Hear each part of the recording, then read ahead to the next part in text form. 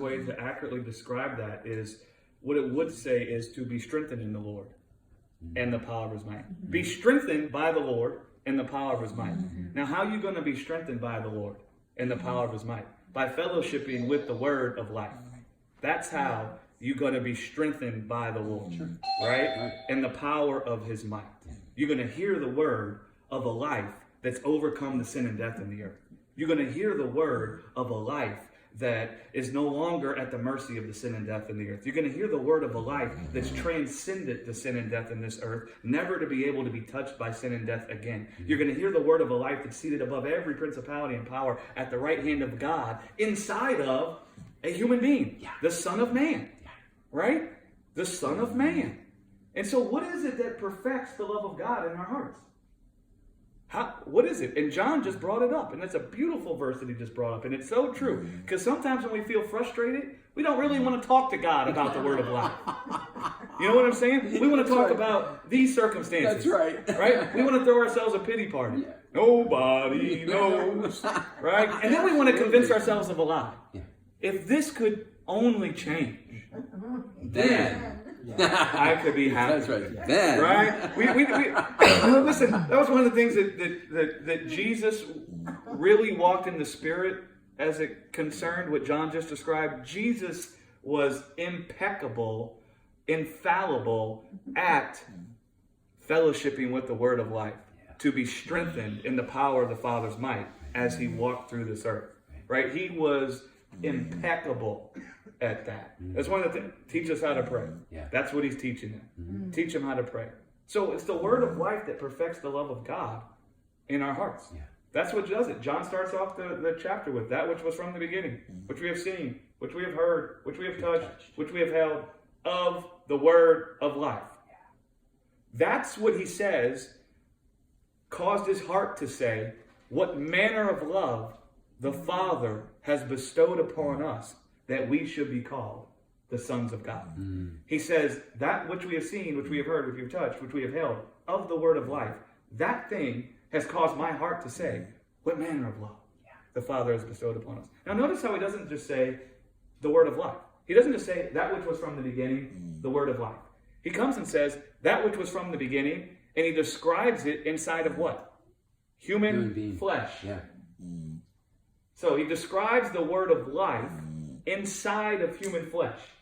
And he says, seeing this word of life inside of a human being has caused my heart to say, what manner of love the Father has bestowed upon me. Yeah.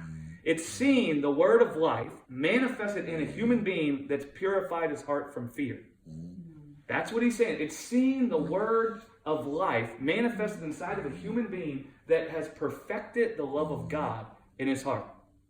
Right? And so what John could say, just to connect it to another example I used in the message, John could have said it this way. I see the Son of Man seated at the right hand of the Father. And I see that the Son of Man has a life in him that has overcome the sin and death in the world, and that is seated far above the sin and death in the earth, never to be able to die again. And I see that the Father has come and given me that life. Right? And that's exactly what happened with Stephen. If we want to look at Stephen, Stephen is a classic example of perfect love casts out fear, right? Because Stephen is in the situation where these guys are picking up stones to stone him to kill him. Well, he knows what that means. So what does that mean? Death is there. Well, what do you think that the wisdom in the world is trying to do? It's trying to judge him and his life as lacking or coming behind in some good thing, which would bring fear, right? So you could say that that's the day of judgment, the day of scrutiny. The world came to scrutinize Stephen's life. And it said, Stephen, I don't know if you understand this, but there's a bunch of dudes standing around you with rocks, man. And those dudes want to smash your skull with those rocks. And that means you're about to die. Well, it's not good to die. And if you're about to die, that means you ain't got life, right? And so the wisdom in the world was scrutinizing Stephen's life and telling him he lacked something that was needed. Yeah. He lacked a good report. He lacked life. And so Stephen is standing there on the day of scrutiny. What does he say? I see the Son of Man. He could have just as easily said, I see the word of a life that's overcome the death these stones are going to bring to me. Yes. I see the word of the life that's conquered the darkness and the sin and death in the earth. Wow. And I see that word of life is dwelling in a human being. Yeah. Right? Yeah. And what did it do? It cleansed his heart from the fear that you could feel at the prospect of, I'm about to be offered up. Yeah. I'm about to be stoned to death. Stephen's a young guy. He's like in the prime of his life. It's not like he was 99-something years old. And he's thinking, I'm done with this anyway. My joints are achy. My beard, I've lost all my hair. I can't run anymore. I can barely get up out of bed. Let's go home. Man, no, he was strong. He was vibrant. He was evangelizing. He was filled with the spirit of life. Right? And so fear was coming to his house. The world was coming to his house to scrutinize his life, to convince him he came behind in some good thing. Right? And what did he say? I see the Son of Man. And so he beheld the word of a life that had conquered the sin and death that was in the earth. That cleansed his heart from the fear of being stoned by those guys, and it perfected or had a perfect work of producing love in his heart in that place. And that's why you see Stephen, what does he do? Loves his enemies. He blesses those that are cursing him. He's praying for those who are despitefully using him. He's turning the other cheek. It's the manifestation of what Jesus described in Matthew chapter 6. It's the manifestation of what happened in Jesus on the cross, because his heart was purified from fear.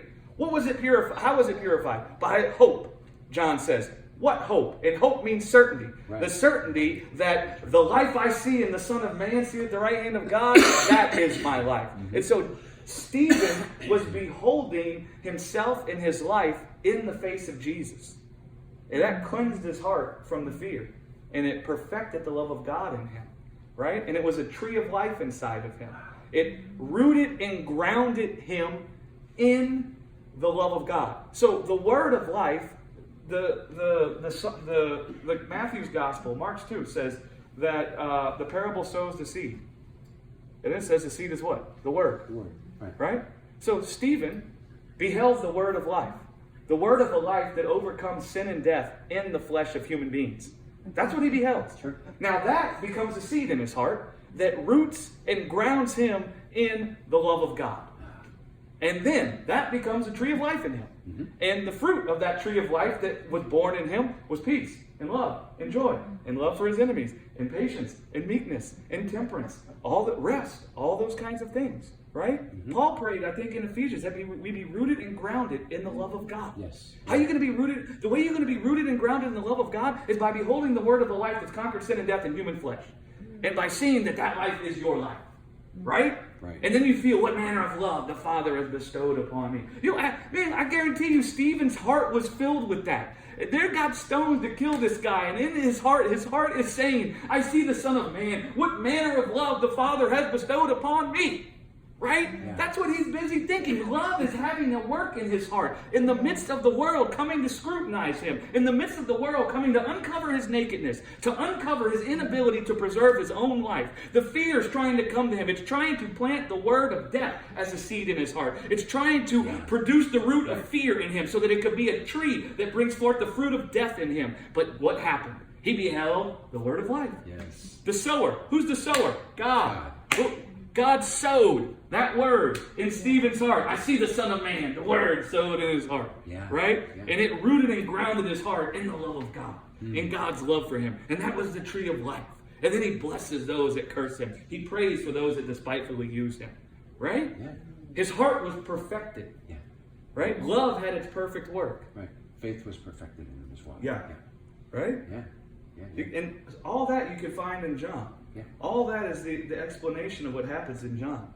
And so I love what Shannon said the other night. We were talking about forgiveness. Where she's like, she come to the place where she saw, man, God knows I want to experience life. He knows that I know He wants me to experience life. Why am I going to be judging myself anymore? Right? I mean, I've already agreed with them. I want to experience life. I want to be free. Right? Yeah. And so it's like you come to the place where you realize, man, God can only ever be for you.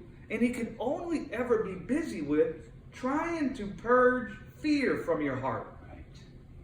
That's what He can only ever be busy with. His mind can only ever be filled with that. Right? Mm-hmm. Because He sees that's the root. Yeah. And then He's no dummy. Well, that root didn't come out of thin air. he sees that the root came from the seed that is death. And so he says, the way that I can pluck this seed out of their heart that's producing this root of fear is if I can come and conquer death in the human flesh. Right. Because then they can behold the death that's a seed that's produced fear in their heart. They can behold that death as having been overcome in human flesh. And then they can see how much I love them. And they can see that I've conquered death. And they can behold the Son of Man clothed in glory and immortality. And they can behold the word of a life that overcomes sin and death. And they can behold, that's the word of their life. And then their hearts become filled with that. Right. Right? And it Right. keeps you cleansed from fear. If you're cleansed from fear, should someone come and slander your name? You don't care. I don't mean you might not feel frustrated. Right? But should they come and slander your name, there's a difference between frustration and fear, right? You're not busy fearful about the report of your life, right? You see God's provided report. So you don't engage from the foundation of fear, right? Yeah. And that causes you to not engage with strife. Should someone slander your name, guess what that is? Strife. Yeah. Guess what strife wants to do? Gather in as many people as it can. Well, guess what happens if you don't engage with the strife? You don't experience it. Right. Right? Right. You see how God would keep you from the strife? Not by telling you, you shall not be strifeful. He keeps you from the strife by protecting your heart from fear. Yes. And he's taken it upon himself to guard your heart from fear. He's taken it upon himself to cleanse your heart from fear. It's his good pleasure to be the guardian of your heart. Right. Right? And just like John so beautifully pointed out with, be strong in the Lord. Right? Be strengthened by the Lord. Mm-hmm. Right? It's his good pleasure to strengthen you. Right. All he needs you to do is to look at his guns. Yeah. God's like standing there having flexed out to the gun show, baby.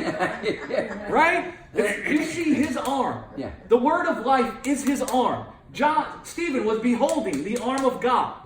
And he's like, listen, I don't care how many dudes are around me with stones. I don't care how fast they can throw those stones. Ain't a single one of those guys can out-arm wrestle God. Yeah. And so let them all come together with all their arms to arm wrestle. Man, I see the arm of God. And I see the arm of God is like, whoop, whoop, whoop. Right? Ending the thing over and over again. Yeah, And so right. Stephen was strengthened by the Lord and the power of the Lord's might. Right? And so the world would be saying to Stephen, these dudes about to stone you, what you going to do? Weakness was trying to come upon him. Yeah. He was experiencing the weakness of the flesh to preserve its own life. But he was strengthened by the word of the Lord. Yes. Right? Yes. He saw the word of the power of God's might seated at the right hand of God. He saw that guy was nailed to a tree. That guy was flogged to death. That guy was beaten, mocked, spit on. That guy was in the grave for 3 days. That guy came out of the grave and ascended to the right hand of God, never to be able to die again. He beheld that. Yeah. That's the power of God's might right there. And then he received strength. Mm-hmm. Do you see what I'm saying? Yeah, he was yeah. strengthened in the inner man. That was the Holy Spirit that made you say that. That verse.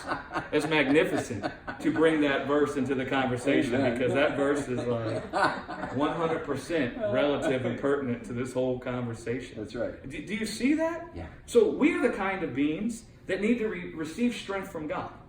We're not the kind of beings that can keep our own hearts from fear. Right.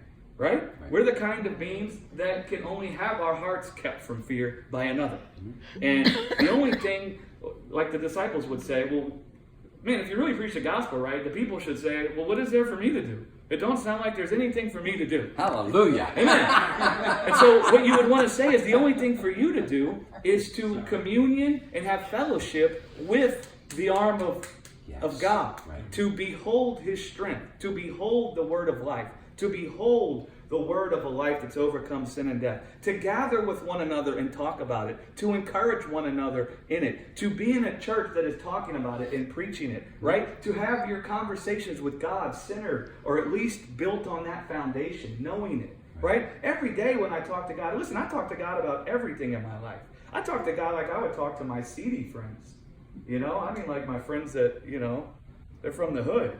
And, you know, they don't exactly, you know, talk right or walk right or act right.